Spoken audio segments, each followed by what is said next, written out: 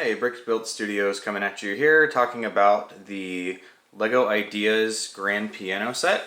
This set's been out for a few months now. It was released in August of 2020.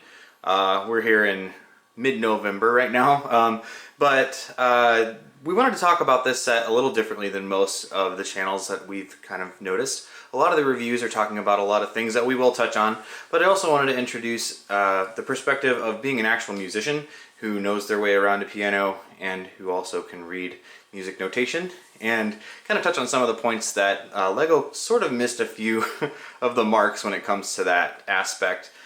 So we're here to talk about things, and we also want to sort of manage expectations. If you are a musician and you were interested in this set, there might be some things that are going to bug you about it, or things that you might be surprised by.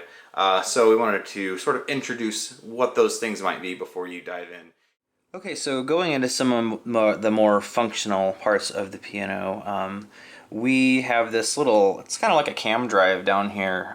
We have little fingers that are coming off of this long axle arrangement, and that's what's giving the piano keys the illusion of self-playing. Now, there is a neutral position, which is in right now, where none of the keys would be depressed on the keyboard.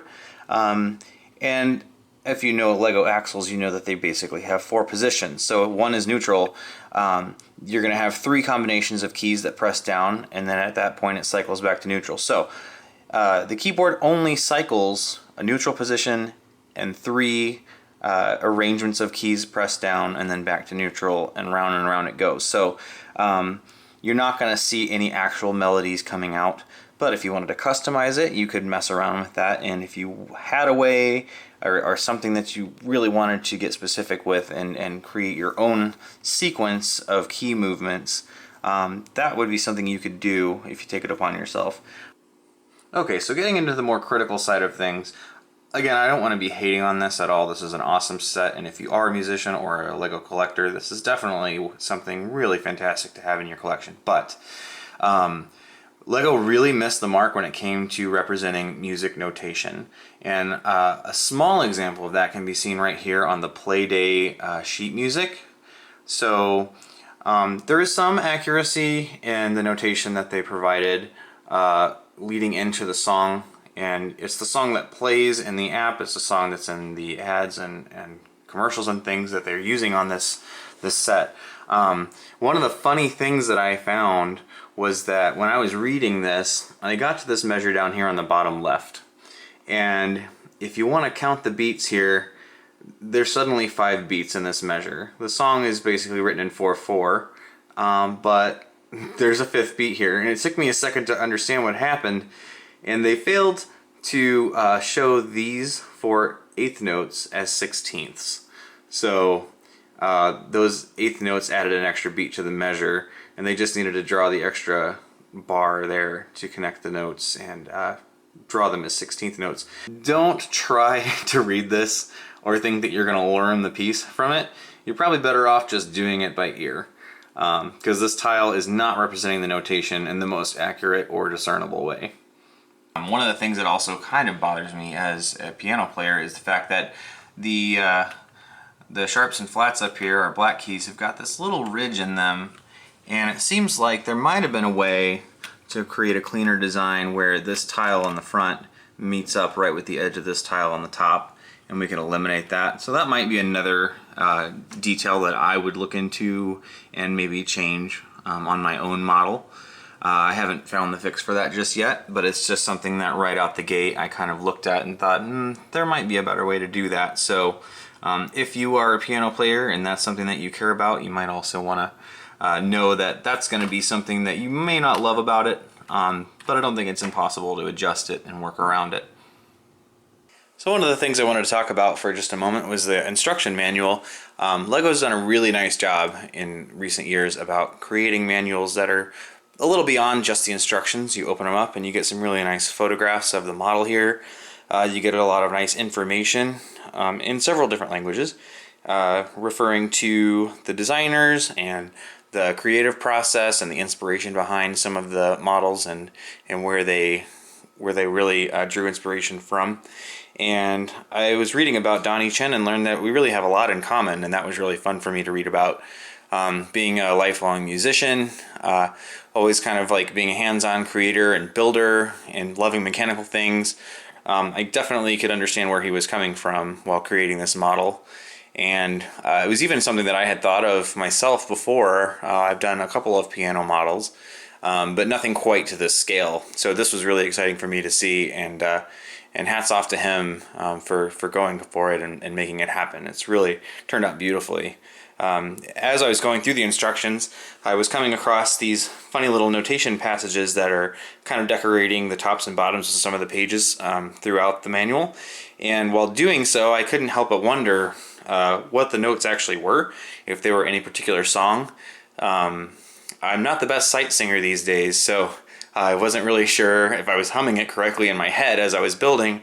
And I finally took a moment to pluck out the notes on a piano and see what they were. And I'll give you a moment here, and I'll let you hear what it sounds like.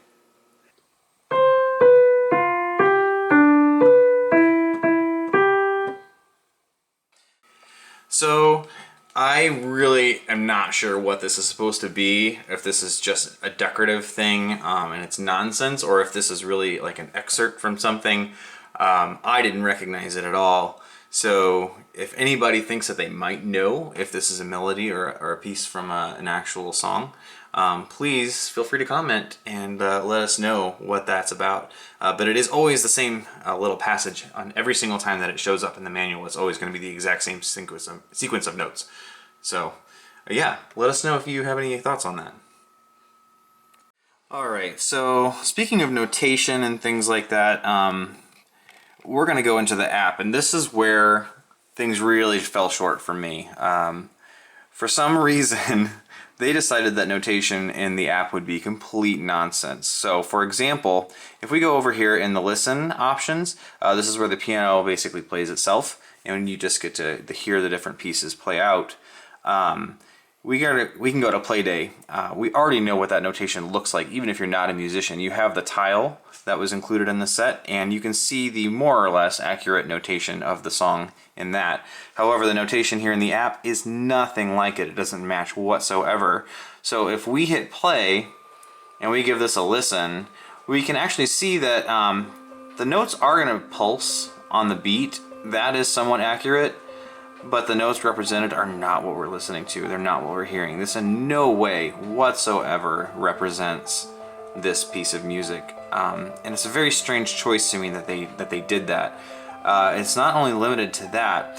I find it really unfortunate that if we go over to the play function, this is where you can press a note on the keyboard and it will respond and play it out on the app. Now, if you were thinking that you're going to use the app as any kind of guide as to how to play the piece, it's not going to work at all, because again, these notes are not representative of the piece whatsoever. If you're familiar with Fur Elise, most people are, even if they don't know the name, they would recognize the tune. And I think that Lego was really banking on the idea that people are going to just know what it's supposed to sound like and just press the notes according to their knowledge of the song. Because again, these notes do not in any way represent any of the songs in the list. The notation is not the same in each piece, but it is always random, and I'm not sure why they made that choice. I feel like because that's just on the app, it's something that I could definitely update. It'd be really nice to see them do that and do something a little more accurate, even maybe have some page turns rather than just repeating back to the beginning of the same nonsensical notes. So as a musician, this really kind of drove me up the wall. I think it's really unfortunate that they made that choice. And if you do purchase this, be prepared. Do not think that the notation in the app is going to be anything intelligent or or usable as a musician, because it's just not. They did not go down that road, and I really wish they had. And I really hope that they do in the near future.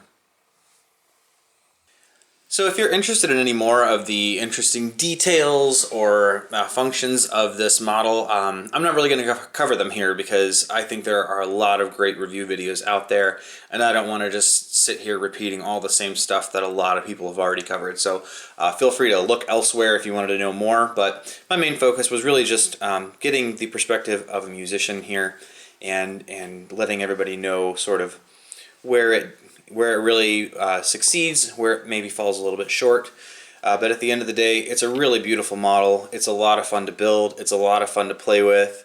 I definitely do recommend it to any musicians who might be interested in it or might be questioning whether or not to get it.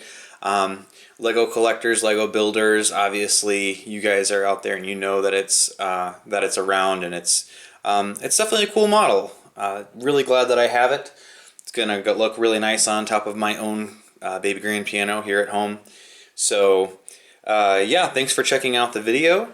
Hope you learned a few things and enjoyed this video. So please check out some of the other videos we have here on the Brick Built Studios YouTube page. And we try to produce a new video every week at this point. That's our goal. We're not quite there yet, but definitely keep checking us out and visit our website. We're also doing some giveaways on certain videos. So please like, comment, subscribe. Thanks for your time, and we hope to see you back soon for a new video.